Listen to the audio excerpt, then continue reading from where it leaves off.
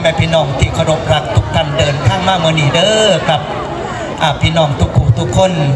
นะครับ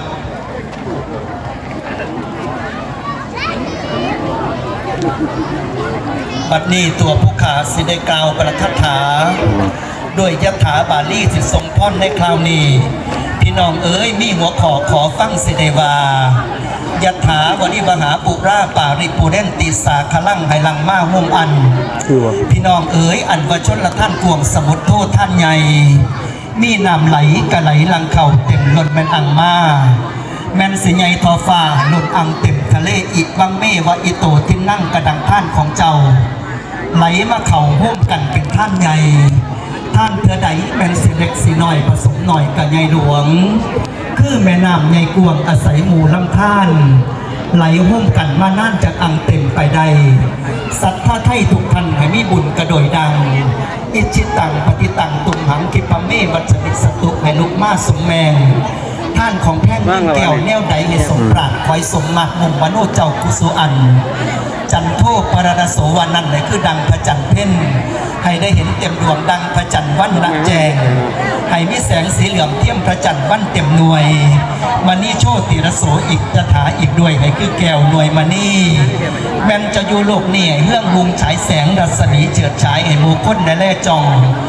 แม่แต่สัตว์ในห้องเมตนีโลกต่ำกระเดลำแลจองโตเจ้ากระดังกัน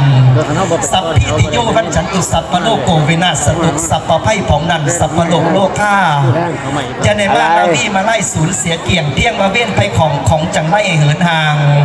มาเตภวะวันตรายโยจะได้มาอยู่ข้างกลางเหนื่อยภายหนีสุขีที่คายุโกภวะวันตรายโยให้มีอายุยืนน่านตลอดการอสงไขยต่อไปในภายนาอภิวาทนาสีลิสนิจังมุทธาปัจจายิโนนอพุทโธบรรตัดไว้ประพ้นใช่เหนือทั้งสี่ให้มีอายุวันณะสุขะพละจงบันเกิดมีแก่พี่น้องบรรดาเจ้าผู้แต่งท่านเด้อแม่เด้อทุกคนเดินทางมากลับบ้านตลอดปลอดภัยองค์การอันวิเศษจงมาเป็นเดชเตชะเตชาคือปินตุตังชาตังพระวันตุเมแม่นะครับแม่กระทั่งท่านวิยาวัจกรผู้ดูแลวัดว่าอารามก็เป็นทุนเป็นร้อนน้ำไก่ครับไปบูรณะปฏิสังขรณ์วัดว่าอารามในส่วนที่ชำรุดสุดโทรม